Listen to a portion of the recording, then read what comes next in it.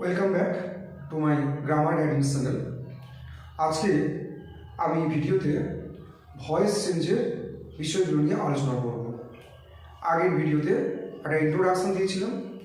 আজকের এই ভিডিওতে ভয়েস চেঞ্জ করার জন্য আমাদের কি কি প্রয়োজন, what are the elements of changing voice, অর্থাৎ বাচ্য পরিবর্তনের জন্য কি কি উপাদান দরকার বা কোন বিষয়গুলো আমাদের ভালো করে জানতে হবে, তারপরে আমরা ভয়েস চেঞ্জে যাব। তো প্রথমে আমাদের জানতে হবে এই সেন্টেন্সের সাবজেক্ট সম্বন্ধে। সাবজেক্ট, 2 নম্বর হচ্ছে ভার্ব, 3 নম্বর অবজেক্ট, 4 প্রোনাউন সম্পর্কে, 5 টেন্স।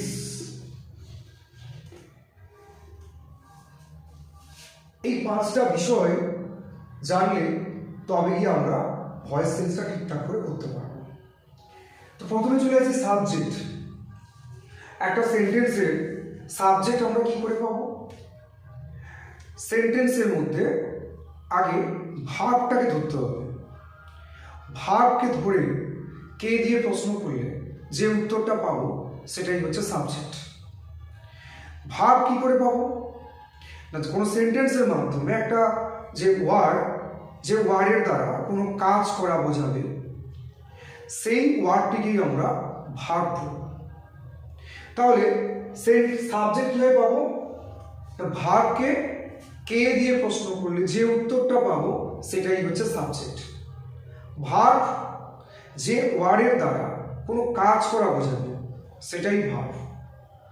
অবজেক্ট ভার্বকে কি বা কাকে দিয়ে প্রশ্ন করলে যে উত্তরটা পাবো সেটাই হবে অবজেক্ট।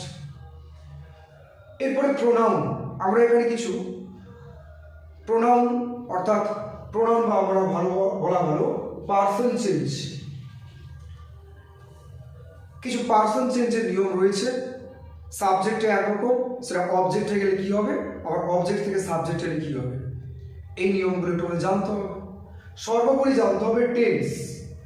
প্রত্যেকটা টেন্সের গঠন সম্পর্কে আমাদের সুস্পষ্টভাবে জানতে হবে। এই 5টা জিনিস জানলে আমরা কিন্তু ভয়েস চেঞ্জ করতে পারবো। তো আমরা আজকে এই ভিডিওতে কি করে অ্যাক্টিভ ভয়েস থেকে প্যাসিভ ভয়েসে যাওয়া যায় তারই আলোচনা করব। একটা বাক্য লিখি আমি,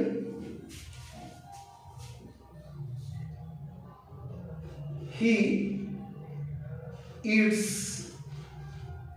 রাইস। এই সেন্টেন্সে ইটস হচ্ছে ভার্ব, অর্থাৎ এই ওয়ার্ডটার দ্বারা একটা কাজ করা বোঝাচ্ছে, খাওয়া। খাওয়াটা একটা কাজ। এই কাজটা কে করছে? কে করছে? উত্তরে আসছে সে। তাহলে এটাই হচ্ছে সাবজেক্ট। এবারে প্রশ্ন করছি ভার্বটিকে কি খাচ্ছে? রাইস। এটা হচ্ছে অবজেক্ট। তাহলে একটা সেন্টেন্সের সাবজেক্ট, ভার্ব এবং অবজেক্ট আমরা বের করলাম। এবার দেখব এই যে সেন্টেন্সটা এটা কোন টেন্সে আছে। হি ইটস রাইস, এটার যে গঠন সাবজেক্ট প্লাস মূল ভার্ব প্লাস অবজেক্ট, এরকম গঠন সিম্পল প্রেজেন্ট টেন্সের রয়েছে বা প্রেজেন্ট ইনডেফিনিট টেন্সের রয়েছে। তাহলে এই টেন্সের সিম্পল প্রেজেন্ট টেন্স বা প্রেজেন্ট ইনডেফিনিট টেন্সের ভয়েস চেঞ্জের নিয়মটা কি? সিম্পল প্রেজেন্ট টেন্স এ ভয়েস চেঞ্জ। প্রথমে আমাদের এই যে অবজেক্টটা আছে, এই অবজেক্ট অ্যাক্টিভ ভয়েসের অবজেক্ট, প্যাসিভ ভয়েসের সাবজেক্ট হবে। কি বললাম? অ্যাক্টিভ ভয়েসের অবজেক্ট, প্যাসিভ ভয়েসের সাবজেক্ট হবে। আর অ্যাক্টিভ ভয়েসের সাবজেক্ট প্যাসিভ ভয়েসের অবজেক্ট হবে। এই যে অ্যাক্টিভ ভয়েসের অবজেক্ট প্যাসিভ ভয়েসের সাবজেক্ট হলো তার নাম আমরা লিখব এনএস বা নিউ সাবজেক্ট। আর অ্যাক্টিভ ভয়েসের সাবজেক্ট প্যাসিভ ভয়েসের অবজেক্ট হচ্ছে তার নাম দেব এনও বা নিউ অবজেক্ট। তাহলে আমরা প্রথমে লিখব NS plus be verb bracket লিখে দিব এম ইজ আর প্লাস মূল ভার্বের past participle form plus by plus new object বা নতুন অবজেক্ট। এবার সবসময়ের জন্য এই নিউ অবজেক্ট বা অবজেক্টের পূর্বে বাই হয় না, কখনো কখনো ভার্বকে মূল ভার্বকে লক্ষ্য রেখে তার সঙ্গে সেইভাবে প্রিপোজিশন আসে, সেক্ষেত্রে বহু জায়গায় এর পরিবর্তন হয়। সবসময় যে বাই আসবে এর কোনো মানে নেই।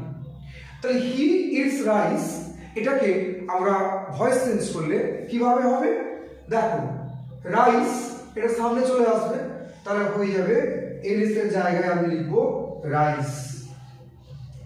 রাইসের পর বি ভার্ব অর্থাৎ এম ইজ আর এর মধ্যে একটা বসবে।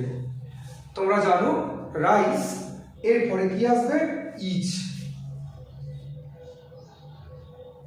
Rice is.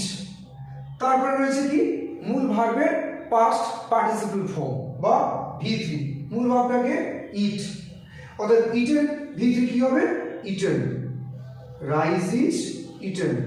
তারপরে আমাদের সূত্রে কি আছে বাই আছে, তাহলে বাই বসিয়ে দিব।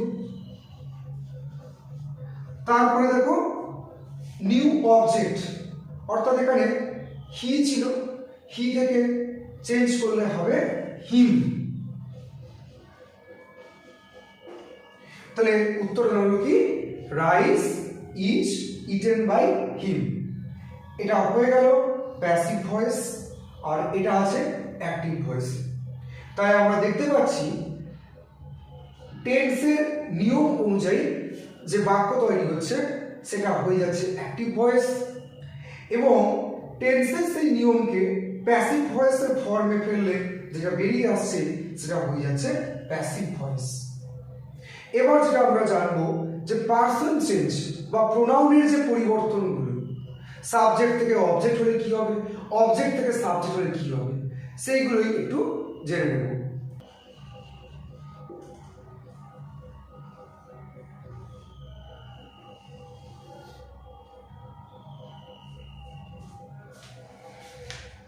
দেখো আমি বোর্ডে সাবজেক্ট থেকে অবজেক্ট হলে কি হবে, আবার অবজেক্ট থেকে সাবজেক্টে গেলে কি হবে, এই অ্যারো চিহ্নগুলো ডাবল, অর্থাৎ এদিক থেকে এদিকে গেলে কি হবে, আবার এদিক থেকে এদিকে গেলে কি হবে, আই থেকে মি, আবার মি থেকে আই, উই থেকে আস, আস থেকে উই, ইউ থেকে ইউ, আবার ইউ থেকে ইউ, তার কোনো পরিবর্তন নেই। হি থেকে হিম, আবার হিম থেকে সামনে গেলে হি হয়ে যাচ্ছে। সি থেকে হার, আর হার থেকে সাবজেক্ট হলে সি হচ্ছে। দে থেকে দেম, আবার দেম থেকে সাবজেক্ট হলে দে হচ্ছে। দেখো যেরকম এখানে আমি দেখিয়েছি, দেখো হি ইটস রাইস, এখন হি যদি অবজেক্ট হচ্ছে তাহলে হিম হয়ে যাচ্ছে, আবার হিম থেকে যখন সাবজেক্ট যাবে তাহলে সেই হি হয়ে যাবে। এইভাবে আমরা পার্সন চেঞ্জগুলো বা প্রোনাউনের এই পরিবর্তনগুলো মনে রাখবো। Thank you very much for watching this video.